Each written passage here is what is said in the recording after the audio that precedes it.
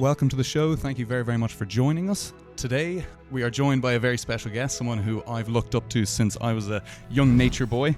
Dad used to bring me to talks in Dublin given by Eric, and Eric used to take the stage full of stories and energy and a deep love of Ireland's birds. Eric is a pioneer of Irish birding. He is one of the country's first full-time bird guides, a founding member of Birdwatch Ireland, and a voice and face behind countless radio and TV segments. He is the author of many bird books. His most recent book, Don't Die in Autumn, is a deeply personal, often hilarious reflection on dedicating your life to a passion of birding, chasing the rare ones with an almost holy madness. We are thrilled to welcome Eric Dempsey to the show.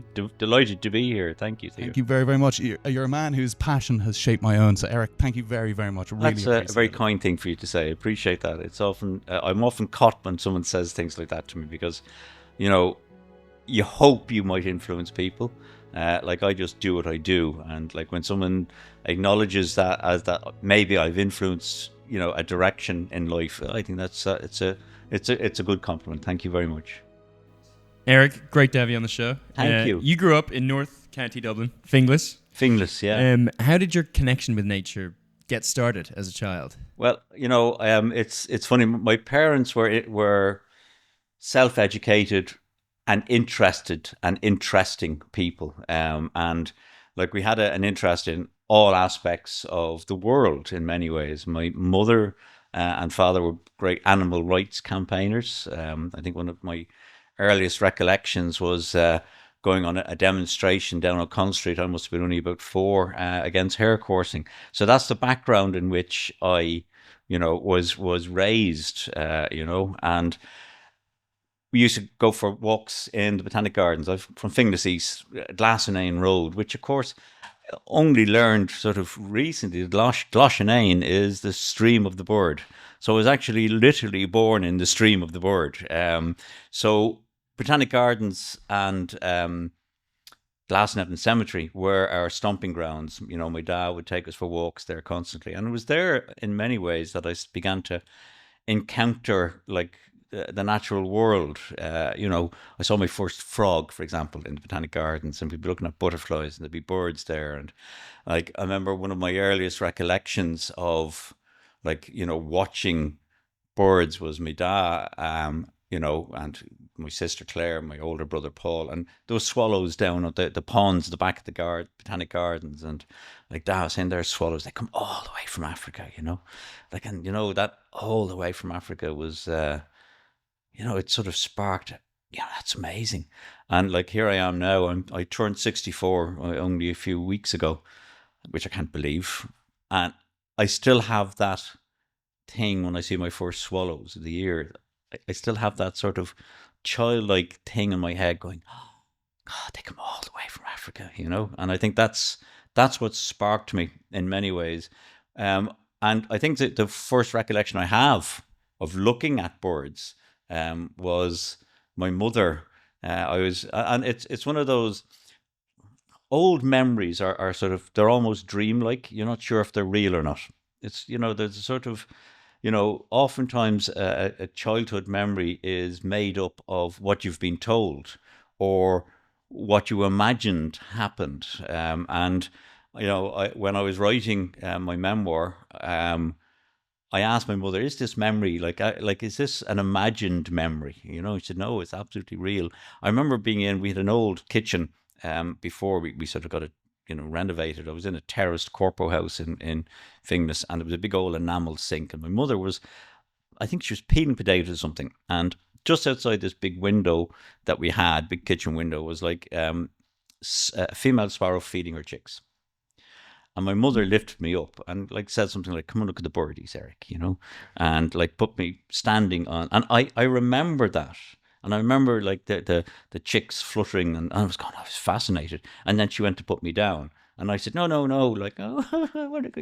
and she lifted, and we spent about an hour watching, this female. And that memory stuck with me. And when I was writing the book, I sort of said, look, is that an imagined? She said, no, that is exactly what happened, And my parents had a great sense of humor. As my mother says, "God, look what I started." You know, I should have just left you down. But like here we are now, all these years later. So like, yeah. So these were the early influences, and then the other great thing is that I went to Sacred Heart School, Ballygall Road East, and a wonderful teacher called Mrs. McCarthy, at infants and senior infants, low babies, high babies, and she used to take us out on nature walks when nature walks and nature tables weren't the done thing in schools. Apparently, nature studies was taken out of the school curriculum so that more religion and Irish could be taught.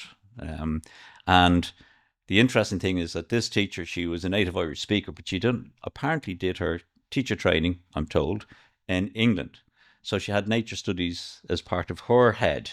So she took us all out on nature walks and nature, we would be taught about the different bird singing. And the extraordinary thing is that 8 of Ireland's leading bird experts had that teacher. So actually, that you're skipping ahead on the question. Sorry, but no, but like that was the follow-up question was Mrs. McCarthy, and not only birders, but in your book you say also botanist, and so I wanted to dig in on that because a lot of guests we have, as you say, and it seems to be that critical age of senior infants, junior infants, which seems to have an inordinate. Yeah, and as you say, it's such a shame that would be such a win to have more nature tables and more nature walks to inspire in that young age, because it's so important, especially nowadays. So, Eric, just to drill in again about Mrs. McCarthy, because in your book I was so fascinated to hear about this character, and she was she religious? It seems in the book that she might have been religious as well as being very... Well, not necessarily. She was no more religious than every other school teacher. Like, we all had to do, the religion was part of it. Like, so I wouldn't say that she was, I don't know if she was religious or not, but like, I have memories because I made my First Holy Communion, with Mrs. McCarthy. So we all had to sort of learn our prayers and all that. So I don't know how or if she was a religious person, but she certainly inspired a whole generation, many generations of people and lads, like from Finglas and Ballymun and Glasnevin. And what do you think it was about her specifically that I don't know. It's very interesting. She sort of was one of these warm, inspirational, and I often wonder, like, for those perhaps who came from families that may not have been exactly working well, that she may well have been a sort of a motherly sort of figure. She was like your granny. That kind of way. Like, she was warm. She had a net bun on her head, and she had glasses. She was a very warm person. And it's funny that subsequently I was at a school in Clontarf, and the principal of the school was Mrs. McCarthy's daughter-in-law, and I spoke to her school and her teachers, and. So, I've done an awful lot of work in schools. I'm not doing as much now. COVID basically sort of brought me on a different direction. But I think, the work with schools, and I've had some wonderful experiences in schools. I'm probably going to go all over the place here. This is fantastic. Eric, it's great. And again, one of the main reasons we wanted to start this show, and it was going to be called Nature Table, is to try and help that sense of nature literacy, because there was studies recently done about biodiversity, and a quarter of the respondents didn't know what biodiversity was. And I feel like it's so sad that biodiversity is just living nature, and the fact that we're accidentally putting it behind hidden scientific terminology, where even a lot we'll dig in on moths later on. But I think, again, you're a very interesting example of someone who has had a lifetime obsession with birds without going down necessarily the nitty gritty ornithological route, but having still being able to make a life out of it. So, Eric, fantastic. Thank you very, very much so far. And PJ, next question for you. About the Botanic Gardens, or the bots as you called it. We have that in common. That's where I saw my first kingfisher. Remember that blue flash? And what makes the Botanics so special? Well, it's sort of this oasis in the middle of sort of an urban setting. You have this wonderful. You've the diversity of habitats, because you have the Tolka River, and you have ponds, and then you've mature trees, and then you have like flower beds, and it's a whole gambit of everything. And now that it's linked into Glasnevin Cemetery is even a wonderful new development for that area. But it's just like beautiful. I don't know how many acres the Botanic Gardens is. 52, I think. Yeah, but it's 50 it's something. it's like a Garden of Eden. I used to think this. Remember when I was a kid, I used to think this is what the Garden of Eden must look like. This is where this is it. This is the place. Because like if you remember, like I was from a sort of a like Finglas East. Like it was a fairly a built up area. There was like we had a green in front of us, and when I was growing up, there was fields and things, but they were very quickly built on. So it was quite an urban setting.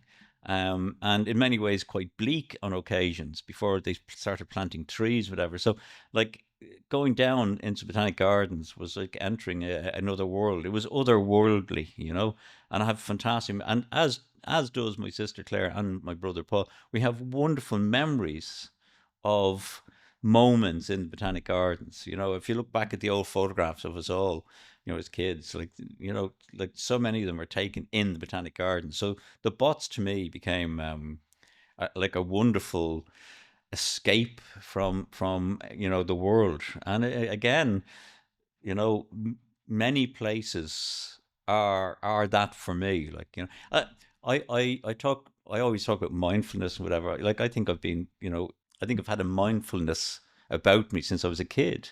Like stopping and looking at a king. I mean, the first kingfisher I saw was trapped in as we used to call them, the hothouses in the Botanic Gardens. And I remember it was interesting because I was mitching from school, secondary school. We'll say nothing. But I was mitching down there, and like you get away with mitching in the Botanic Gardens because if you were challenged, you could say you're doing a biology lesson. So I used to, like, there'd be an afternoon where just stuff that I didn't want to be doing. I'd go for lunch and then mitch down. And but I remember being in the Botanic Gardens. It was a really cold, snowy day, and I went down looking to see, maybe waxwings might be there. There was lots of redwings and fieldfares and things. It was very exciting. Like I was a young, probably 14, 15. And I remember going into the hothouses, as we used to call them. And in one of the old greenhouses, there was a big pond with goldfish. And I remember going in there, and it was like being in the tropical rainforest. Like, I always loved that heat. And out of nowhere, a kingfisher came down and took a goldfish, and it had become trapped in there for several weeks during the coldest period. And it cleaned out the pond of all the kingfishers.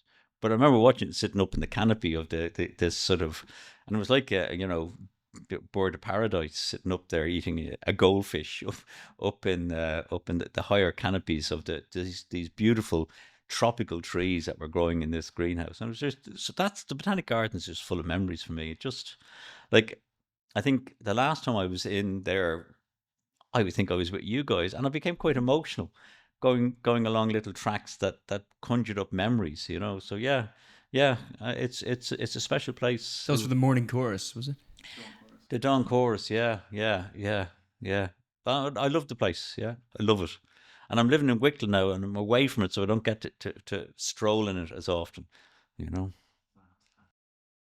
So, Eric, the holy obsession of birds, there's as you say, you've had this connection with wildlife and nature your whole life, and in your book you go through many instances of this. It's a real passion that you've always had. So I suppose I'd like to know from you. You don't strike me as someone who is a particularly religious person, a secular person, but it does seem like you've had a very strong drive in life. So could you just kind of reflect on that a little bit? Oh, that's a very deep question. Yeah, I know I'm not religious. I am an atheist, and I have no issue saying that. I actually look at the universe, and I'm blown away by I don't need anything else. I look up and you go, yeah.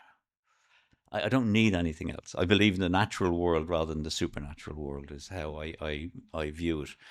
But that doesn't mean that you don't have a cause or a spirituality about you. That there's quite a difference in believing in an entity and also having a spirituality. And I believe, like, spirituality is a very strange word to use. I'm not even sure what that actually means. It's just one of those cliched words.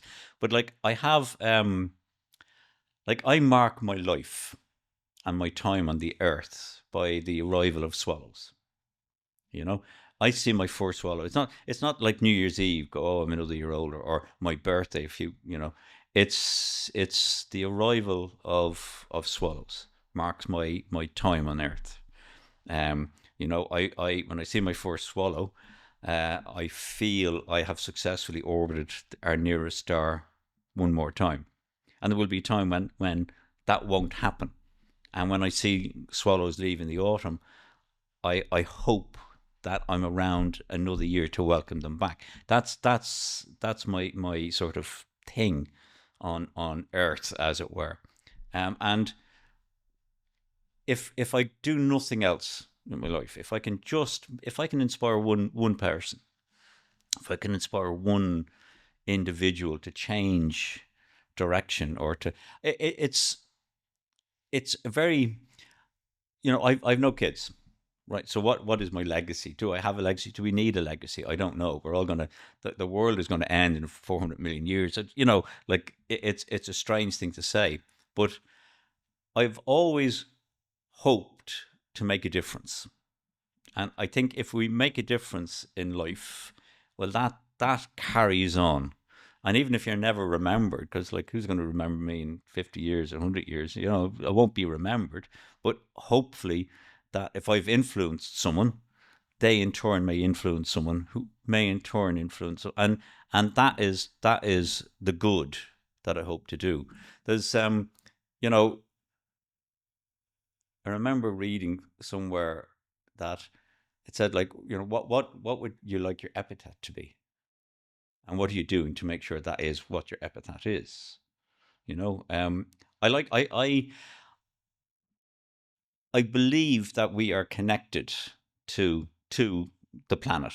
Like swallows arriving is something that is ingrained in us. Okay, I'm going to go mad now, because I think it's a genetic thing. I think we are. You see the first swallow of the year, or you see the plants, or you hear birds singing. You've survived another winter, and, like, for our ancestors, a winter was one of the hardest things to survive. And I think that we have this genetic thing in us. Now, we don't recognize it anymore because we're too busy. But I think there's a genetic thing that when I see my first swallow of the year, it is me having survived another winter. It's ingrained in us. It's deep in us, but we don't think about it. We don't. But when you contemplate, like, why are you uplifted when you see the first, flowers of spring, and hear the first birds singing in spring? It's uplifting, because I think it is ingrained in all of us that we have survived another winter. And I think I visited many schools, and I had one encounter with a kid, and I was talking to, and it was about fourth class. So these were 10-year-olds, and it was in a Desh school. And I say Desh school because these kids didn't have everything handed to them. And, like, I came from Finglas, which is now a Desh school. So I've no issue saying, And I was talking to this class about birdsong. The teacher had invited me in, and I was talking about birdsong. And the teacher said, okay, on the whiteboard, let's Google the song of a blackbird. Okay. And that was grand. But this little kid put his hand up, and she said, yeah. And he said, why don't we just go outside? And I was fascinated with that. I said, okay, I'm interested in this kid's thinking. Like, why Google it when we can just go outside and listen to a blackbird? And I asked him a question. I said, what's the difference? Because you're still going to hear it, even if you hear it on Google, on the computer. You're just going to hear it. Like, what's the difference? And his answer was probably one of the most insightful responses I've ever had from any human being. Never mind, he said, we might hear it, but we won't feel it. Think about that. Like, don't feel it. And he sort of articulated something that I hadn't been able to articulate all my life in many ways. He actually nailed it. Because I think if you're interested in nature, it's an emotional thing. I'm emotionally involved in nature. And in many ways, that's the reason why I'm probably not a good scientist. Because, I can't view nature in a clinical way. I'm blown away by it all the time. Blown away. Like I'm like every day I'm going, wow, that's amazing. God, wow, that's incredible. And every day you encounter something new. Like this, it's endless. Never been bored in my life. Never in my life have I ever, I'm bored. I've never been bored. So always something to see, always something to experience, always something to learn, always something to just sit back and enjoy, And that's the reason, I suppose, I don't need anything else from, from a spirituality point of view. I don't need an entity. The entity is here, and we're messing with it. We're on this little spaceship. It's the only spaceship we know that we can survive on. And we're messing with the life support system. We're hurtling through space, and we're tampering with the oxygen supply. It's mad. So yeah, and I think also if you can inspire people to take an interest, with an interest comes responsibility. If you get people interested in something, well, then they sort of feel a responsibility to protect that something. So I suppose, God, I'm gone very deep there. That's fantastic. Yeah, that's No, I've gone a wee bit deep there, but it's how I feel about things. I genuinely believe that we gotta try and make a difference in this life. And if I can change one kid's thinking, one person's thinking, if I can just do one thing, then I've achieved what I set out to achieve. And I didn't even set out to achieve it. I've achieved something. fantastic, Eric. Yeah, really, really nice. I'm just going to quickly. Eric, I'd love to talk to you about the grapevine to the bin line. Yeah. When you first started birding, there was the great service, the grapevine, Yeah. and then you helped start the bin line. Yeah, well, the grapevine was like not necessarily a service. It was just a group of people that kept in contact with each other. So if I found a rare bird, I'd ring 5 or 6 people who in turn would ring 5 or 6 other people who in turn would ring 5 or 6 other people. So the word got out of a rare bird. But the problem is that as more and more birders became active, well, there was chinks in the whole thing. So I set up the bins line, the Birds of Ireland News Service, and it was a premium rate number that you would dial in, and you would get the latest bird news for a small fee.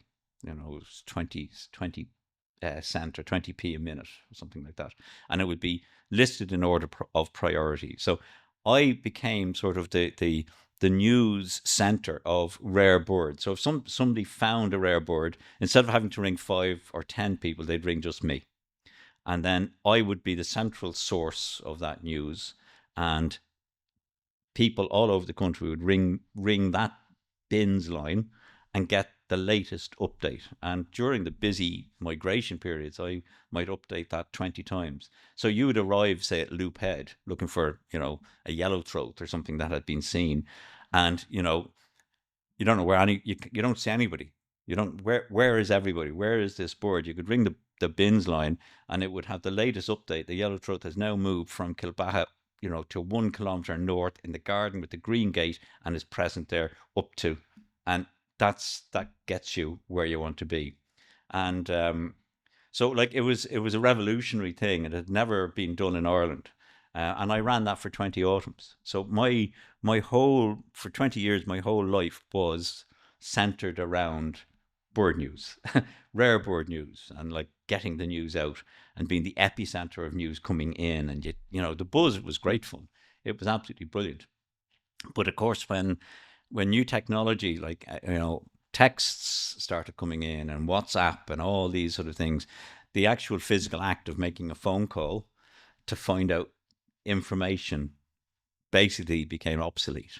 And I think it was 2009. So it ran for 20 autumns. And in those 20 autumns, I was obsessed with bird news.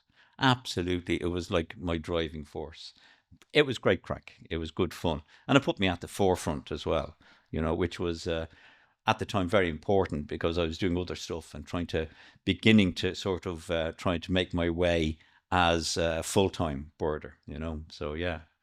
Fantastic. And Eric, in terms of, so I've always been really into birding. I've Yes. always loved going to bird spots. Now, my obsession with it was through filming. So Yes, of course, filming's a bit different. It's slower, so it's not as, so basically my obsession with birds was going to areas, seeing migrant birds, getting to see them. But I slightly missed out on the excitement of twitching. So would you be able to explain to the viewers the excitement of a rare bird? And Look, yeah, I mean, when news breaks that a rare bird has turned up, something that had maybe never been seen in Ireland before, and like you have a chance of seeing something, and it may well be a bird that you might not get a chance to ever see again. And you got to go. You got to now. I have stepped way back from that in the last while. I'm not doing as much twitching as I used to. In fact, I'm doing very little. But the buzz of traveling, across country, maybe throughout the night to get to a place to see a rare bird is just amazing. And then you see it and but like if people sort of struggle to understand what twitching is, and yet they will go out if there's, say, Northern Lights, they will go out and look at the Northern Lights because they may not get a chance to see it again. And if they're living in an area that's a lot of light pollution, they might travel 20 miles out to see it. It's the same concept. You're traveling and you're going to see something that you might never see again, or to experience something in Ireland that you might never see again, or likewise with a comet or anything of a natural phenomenon. So twitching is that brought to a different level, and people will just drop everything. And I used to be that person. I'm a reformed twitcher. I will point out though, in your terminology that you're using, you're not closing the door to it. So it seems like if a mega does turn up, The difference between me now and then was that there was no question I was going.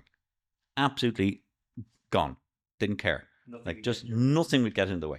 Don't care. Gone. I've left weddings. I don't care. Right. I just didn't care. Now I will go. Yeah, actually, it would suit me to go. Yeah, or that's not too far, or that's grand. I have a couple of days clear. I can do that. It's not my driving force now, whereas before that was my driving force. And there's times when I go, God, I'd love to see that bird, but you know what? God, it's a long way, and I also have other stuff that I need to get done, or I'm doing something else, over the next few days. And if it's still there, maybe I might try and have a look at it. And I still love seeing rare birds. I still love the buzz of something that's different. And I will travel to see some things, but only when it suits me, only when it's suitable for me, only when I'm in the mood for it, but in the old days, I would have just, if I got a call, say that I would have left you guys and walked out, and that's the difference. So I'm not as mad as I used to be. I'm driven by other things now in many ways. So I've matured in my birding, and that doesn't necessarily mean that those who are twitchers aren't maturing in their. I've just gone in a slightly different direction, but I still have one foot in the pot there. I still enjoy that aspect of it, and I'll still enjoy it. But to be honest with you, it's not my driving force now. It really isn't.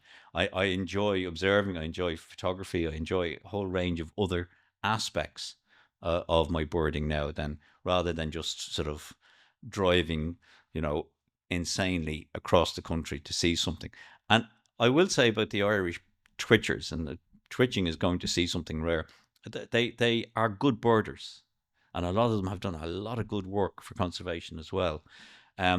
Whereas in other countries like the UK, you go and see a rare bird, and there's 1,000 people there. It's like a football match, and you wonder, is this just a collection of ticks, and it's like, that's not fun. A gang of like 1,000 people all talking as well, and they're all talking. They're all like, lads, shut up, like, just let's enjoy. That's not fun. Yeah, yeah, they all have this, bird on their list. But I actually, as I'm thinking about it, right, I suppose I'm going to try and explain it to myself too. Is that the experience of seeing that bird is not as pleasant as it was in the old days for me. If there's a gang of 40 or 50 people or 60, and maybe 100 people from the UK over to see it, it's just like that's not the experience I almost want a personal experience with the bird. And when in the old days it was only a small group, maybe 10, 15 people, and you'd have this a magical rare bird, maybe from America or from Siberia, and it was far more personal. It was a lovely experience. Now it's, oh God, there's too many people here, and there's like photographers, and like there's a lot of people who are doing photography now who don't even carry binoculars. It's all about the photograph, and whereas my vision of a rare bird is like, you're looking at something that has crossed the Atlantic. It's I want that sort of, again, experience. It's a personal experience. Like I want to carry that memory. I don't want that memory sort of tarred by all this sort of noise around me and all this talking and all these people trying to get photographs and flushing the bird out. I know, God, no. I suppose I've become more of a hermit in my old days. Eric, for someone who's not into birding, could you talk about the seasonal migrations and what makes Ireland so special for birdwatching, in your opinion? Well, I mean, I'm into birding. The whole thing is I'm a birder, and I love it, and I'll never ever get bored by it, and I'll never stop doing it. Like the seasons are the driver when it comes to bird migrations for me. Is that it's unpredictable. It's wind driven. It's weather driven. It's so, for example, like this spring, we had a big influx of hoopoes. And these are exotics, birds that you get in the Mediterranean. There was about 50 or 60 hoopoes seen in Ireland this spring. That's unprecedented. So it's that unpredictability about migration. All it takes is for a southerly wind for birds to overshoot. There was blue throats. We've had a fantastic year this spring, for unusual migrants. And that was not predicted. And it started off in March and it continued into April and into May. In winter, if you get really cold weather, you can get influxes of birds coming in from Europe. It's starting off into the sea watching season. So seabirds beginning to enter into our waters. For example, birds like shearwaters, sooty shearwaters and great shearwaters, which breed off Australia. They spend their winter, the southern winter, in the North Atlantic, which is our summer. So these birds are beginning to migrate back down towards their breeding grounds, while Irish seabirds are beginning to move south to spend the winter down the South Atlantic. And like in fantastic storms like we had recently, Storm Floris, there was like 32 Wilson's petrels and a phase petrel seen off the Irish coast. Now these are birds that, like the Wilson's petrels, are southern Atlantic. Phase petrel breed around the Cape Verde Islands, and so they're brought up here. So the seabird movements are phenomenal. And last year and the year before, this is where climate change is also a very interesting aspect of it, because there was thousands of Corey's shearwaters seen off the Irish coast last year and the year before. Corey shearwaters nest in the Mediterranean, but they usually empty into the Bay of Biscay and move south in towards the Canaries and off West Africa. But the water temperatures in recent autumns and early summers have been so warm that the birds have moved north. And Corey shearwaters, if you can get occasional Corys, good numbers of Corey shearwaters in strong winds that come up from the Bay of Biscay at that time of year. But Cornish shearwaters were being seen in up to October, which has never happened before. Never happened. So it's that aspect of bird migration that I love, that you really, you don't know what you're going to see when you go outside. I can go down to Wexford and, see nothing except, resident birds or a small number of birds moving through, or I could go down and find something that has never been recorded in Europe before. And it's that aspect of birding that I really adore. And autumn is so different to spring.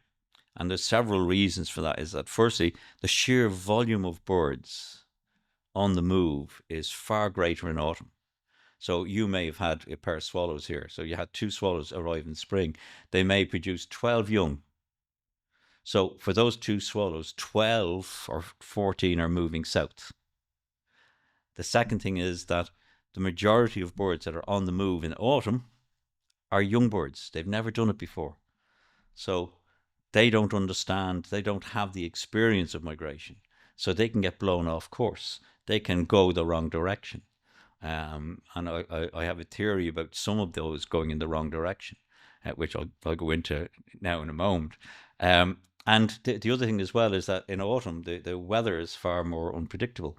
So migrants moving for the first time may well get, face into storms. So that's how we get American warblers coming into Ireland. They're migrating off Canada, heading down towards the Gulf of Mexico, and they get caught up in hurricanes that whiz across the Atlantic, and they're blown in 2 or 3 days across the Atlantic Ocean and land on Irish headlands.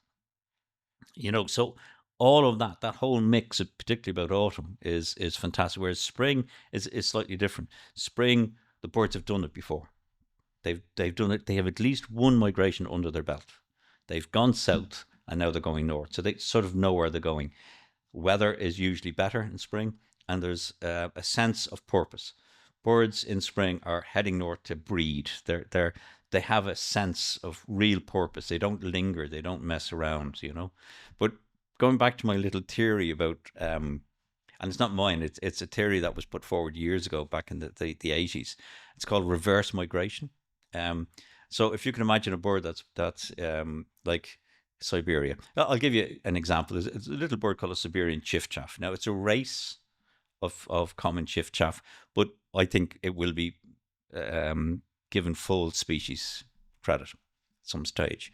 It's a little grey version of our chiffchaff, and it, as its name suggests, it breeds in Siberia, and it sort of winters in the Indian subcontinent. So that's a southeast migration, and then in spring it goes northwest. So that's the loop that it goes.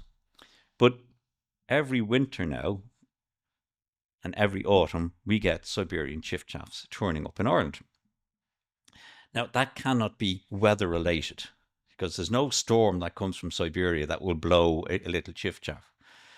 And the theory is that there's a small proportion of birds born with an anomaly in their compass. So instead of heading southeast, they head northwest. Now, if you think the world is a globe, that brings them over the Urals and into Western Europe. Right? Now, if they survive, they return. They pass that defective gene on, so that the following year, some of their offspring may well come back. So then eventually you have, say, Siberian chiffchaff, you have a main wintering population in the Indian subcontinent and a small little population wintering in Western Europe. And every year, more and more Siberian chiffchaffs are turning up in Ireland. Over the top again. And they're obviously going back and forward. Now, the advantage to that is, it's very clever, is that if there's a problem in the Indian subcontinent, the species survives, because there's still this remnant population doing it the wrong way. And they're surviving. So when I'm looking at a little Siberian chiffchaff, and I've had one in my garden in November a few years ago, And when I'm in the presence of a Siberian chiffchaff, I'm not looking at a little waif that's lost. I sort of feel I'm in the presence of, Scott of the Antarctic. This is an explorer. This is a bird that is pushing the threshold out for its species. Now, it may not survive. So that's the sacrifice. Now, it doesn't know what it's doing, but I feel like this bird is possibly pushing out. Now, another interesting thing, blackcaps did the same thing. We get blackcaps now in winter, and they're Central European birds. They're not Irish birds. Our Irish birds go south into the Mediterranean, whereas a lot of the birds from Central Europe, Poland, Germany, go west into Ireland. So we have two distinct populations of blackcaps in Ireland. So we have our Irish birds that breed here, but they migrate south. And we have our birds from Central Europe, which nest in Central Europe. The bulk of them go down to Greece, but the substantial amounts of them come into Britain and Ireland. And here's the mad thing, is that the latest thinking is that a lot of blackcaps will pair bond on the wintering grounds. So what's happening possibly is that blackcaps that winter in Ireland are nesting together in Central Europe. So all their chicks now have that gene, and that possibly is the first divergence of a new species, which in 100,000 years might be different. It seems that possibly that wintering blackcaps from Ireland are only nesting with wintering populations from Ireland and Britain, whereas the Greek ones are only breeding with each other, and that's madness. And that's so. These are the extraordinary things that fascinate me about migration, but particularly the seabird stuff, because seabirds are great indicators of the state of the oceans. And you have these warm currents coming up from when the water temperature is higher than it should be. You'll have birds from the south that would not normally be in our waters. And when you see thousands of cories, shearwaters, into Ireland into October, you go, something is amiss. Birds are great indicators, but migration has always captured me. The thought that these birds take these journeys, that a swallow can nest here and migrate, and then the same chicks come back to this, the exact same shed, that just blows my mind. So fascinating, Eric. So on that, in terms of, so obviously the world is shifting and changing in terms of temperatures and species movements and all that kind of stuff. I want to go down two forks in the road. First one, we're going to focus on the negatives, and then we'll come back and focus on the positives. But there's a collection of things in both. In terms of the negative, things like Ladies Island Lake, things like the fact that our golden eagles are still not doing great, our corncrakes and curlews are on life support. Could you tell the viewer a third of our birds are threatened with extinction from Ireland, not endemic, but from the island? Now, we are westerly out on Europe, so we're the most fragile part of these birds' populations. But in terms of the kind of negatives of what's happening in the country, how do you see, again, focusing on the negatives for this, how do you see the current state of things? It's I answer that with a sigh, because you look at say curlew numbers, like 152 pairs or something left, whereas I think 30 years ago it was 10,000 pairs. There's an awful lot of problems that we are facing. There's no question. I think climate change is certainly one, but it's really to do with habitats. We really gotta get the finger out and protect what we have. There's a lot of this sort of whole greenwashing aspect of sure, we're a great little country, we're all green and whatever, but when you see, there's so many species. God, I could talk all day on this one, but there's so many species that are right on the brink, that are really on the brink of extinction in Ireland. And I have seen species like corn bunting go extinct in my lifetime as an Irish breeding species. They survived up in Belmullet up to 1995, and then that was it. They were gone. And it's wonderful to see white-tailed eagles being restored. Golden eagles are a classic example that the habitat couldn't sustain and can't sustain a big population because, we have degraded our uplands. We have denuded our uplands to a point of, I don't know if we can even repair them, we have forestation that is just, has no real benefit for biodiversity. And I'm working on a thing, a documentary, radio documentary about ring ouzels. And one of the big issues is that that they need a certain mosaic of habitat in the uplands, and it's all gone. It's all eaten away. Just gone.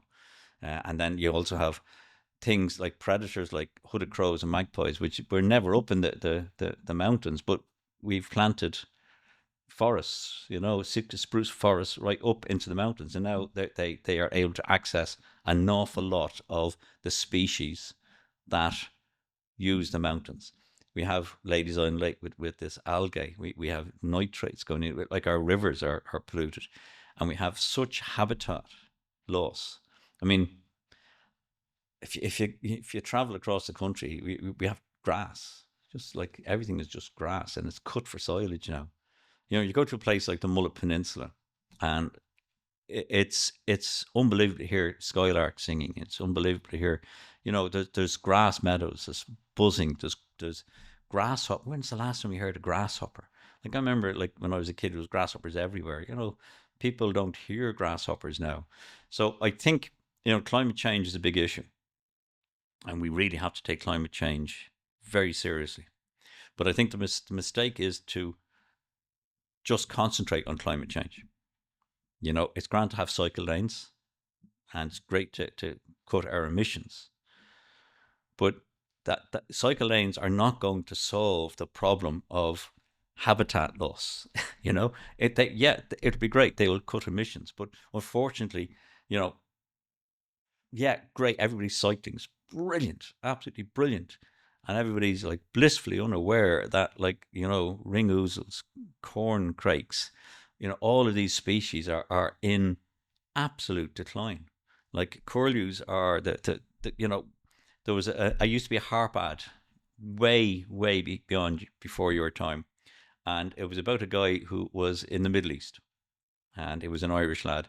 And he, it was like, oh, I wish I had a pint of harp, and you could fry an egg on the rocks here, if you had an egg, and Sally O'Brien and the way she might look at you, and the cry of the curlew. Now, the fact that he would say the cry of the curlew meant that was something he carried with him. That was part of him at home. But we don't carry that with us now. The people who are leaving this country aren't carrying sounds like that with them. And actually, just to say on that, last week we have curlews here, a lot of summering curlews, and last week I was standing outside and two curlews came over calling. So it was the cry of the curlew coming over, and there was a group of people standing outside the gate, and I suddenly struck me, if I walked down there and said, when's the last time you heard a curlew cry? They'd say, oh, I couldn't remember that now. And the realization that people don't know what the cry of a curlew sounds like, so it's that disconnect the silence is so deafening, and we don't even realize it. Yeah, absolutely. I don't have a pair of headphones. I only use headphones when I'm recording something. I can't understand people walking along with a pair of headphones in. Maybe walking along the Bull Island or walking through a forest, and they're, what? Take your headphones out. Listen. And I think we've lost that. I think we actually, the disconnect is the key. And it is all well and good to have, emission reduction and climate change. It's a really big issue, but it's not the only issue. I think habitat loss is an immediate issue, and it's fantastic that we lower our emissions, but it's grand to have clean air. But when there's no habitat and there's no bird song, and everything is like we are losing so much so rapidly. Our grasslands, it's just like our farms. I'll give you an example as well, which really gets to me as well, is that farmers need to be paid for what they have. and for maintaining what they have. I was doing work and it was on a farm doing bird surveys for a potential small little community wind farm. And this farm, it was a very big farm, but he had this wonderful hedgerow. It must have been 200 years old. And it was over a mile long. It was 500 meters that way, 500 meters that way, like 500 meters. And like in summer, it was full of warblers. In winter, there was yellowhammers. It was, you name it, it was just fantastic. And I arrived, I used to go there every month for 2 or 3 days. And I arrived one month, the whole thing was gone. Gone. Cut down. And like, I lost the head. Like, I said, what are you doing? He said, don't worry. He said, I'm after getting a grant to plant a hedgerow. Now think about that. He deployed under one of these sort of schemes that, that to make his farm, more biodiversity rich, cut down an ancient hedgerow to plant a hedgerow. And he got money for that. Now, what should have been done was, actually, we don't need you. We're going to pay you for what you have. So, that's the kind of thing that we need to sort of, it's a rethink in many ways about what we need to do. But like, I despair for habitat loss. I really do. I think like our uplands are grazed like within an inch of their lives with sheep.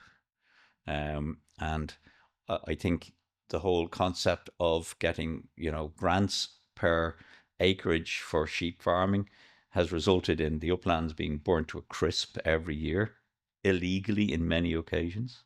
The silage that we have, like there's no, like even like I was doing again survey in North Dublin. There's one big crop field and I had to go through it to do bird counts, but there wasn't an insect in the whole crop field. Not one.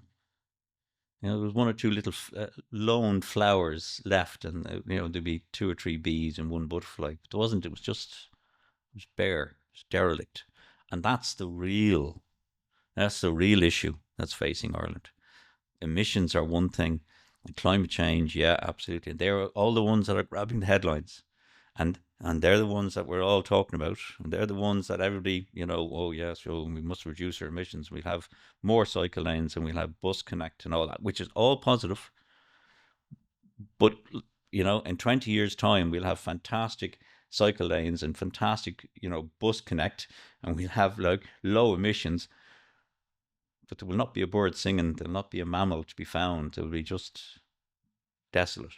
And so they're the real things that get me. We really do need to address we need to grasp the nettle on these kind of things. We need to really, really battle hard to make sure that our habitats, what's left of them, are there for the future generations. And not even for the future generations, for the nature itself. It isn't about saving it for people. It's about saving it because it's part of our heritage.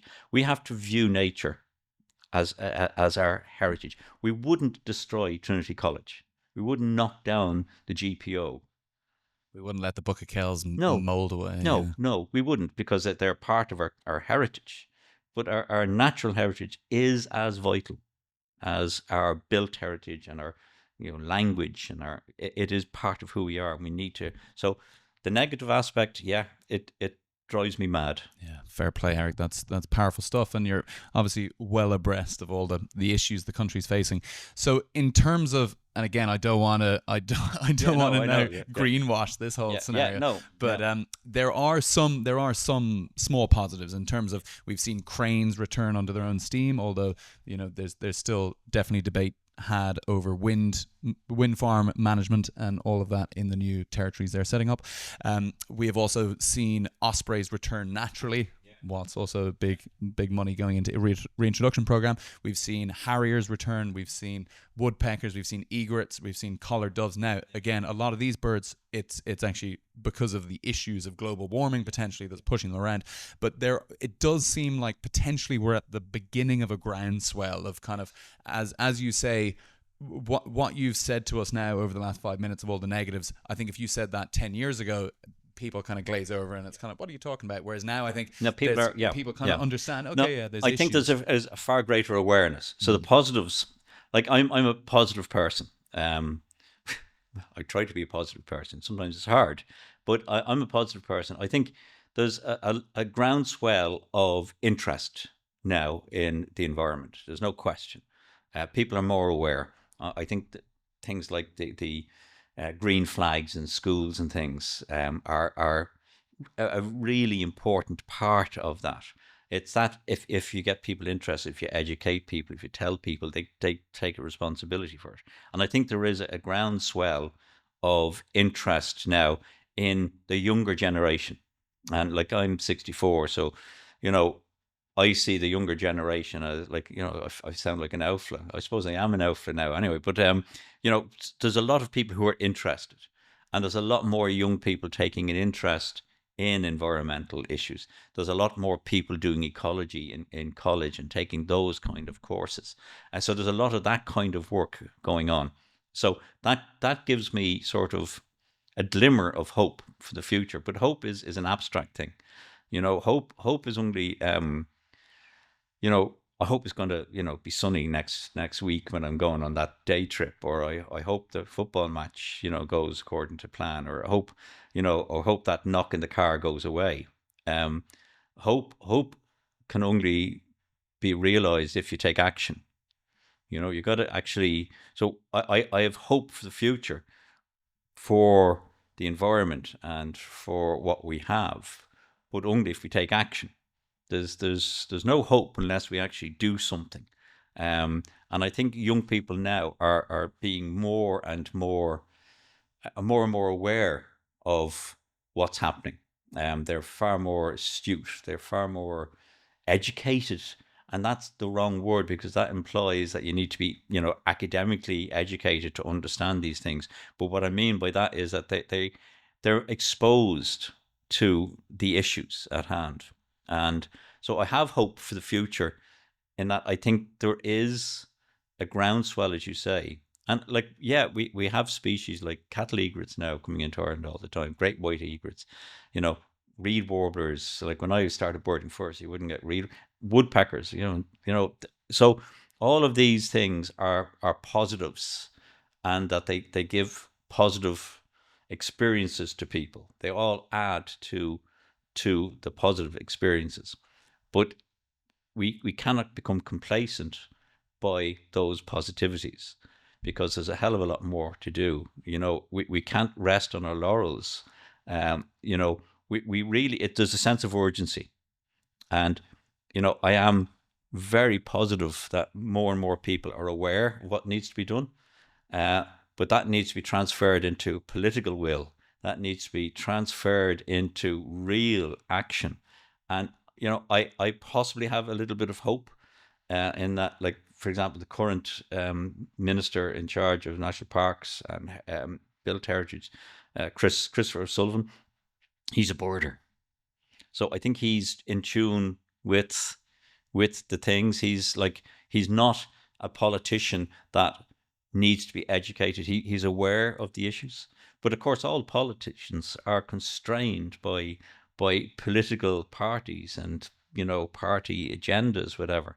But I think if we get more and more people who have an interest, who are perhaps can bring a voice to the table where it matters. You know, there's no point in me talking about it. Like, I can't make a political decision. I can only try and influence people, you know, to have an interest and to do things themselves and join groups and you know. But like when you consider, like when you consider that, like the in the last budget, the budget for the National Parks and Wildlife was something like 46.2 million, but 93 million was given to greyhound and horse racing industry. Seriously? You know, the horse racing industry, you know, they don't need it. Greyhound industry has been disgraced as for the cruelty involved, and yet they receive more money than the National Parks and Wildlife Service. Come on. So, you know, this is what I talk about. This is, we gotta, like, hope is great, and I have hope. And I, like, you guys are young guys, and look at what you're doing. It's fantastic stuff, and what you're producing with your films and all, just fantastic stuff. But, like, you need, we need the political will. We need to take it seriously. We need to take what we have, our natural heritage, our natural environment. We need to take it very seriously. That's fantastic, Eric. And again, we so strongly agree with everything you're saying. Yeah. And Pádraig Fogarty talks about it interestingly as a three-legged stool of public knowledge and groundswell, the private leadership, and then political will. Yes, now, actually, sadly, that's a brilliant way of putting it. But it should be political will leading, but sadly it's the other way around, where the public need to frustratingly that's a brilliant analogy. It's a brilliant thing. Because that sums it up in one. And for us, then it lets us see our small position as right. We need to help with the public understanding, and then actually we need to try get experts on, and we also need to be trying to talk to policy people and trying to connect those things, because as Pádraig said, and as you said, it is a case of just changing the policy and changing the system. And we can go around berating our neighbors about, you should be cycling more, you should be feeding more birds, or whatever it is. But actually, until we change the system, that's going to be the biggest change. That's the point. Yeah, I mean, it really, it sums it up.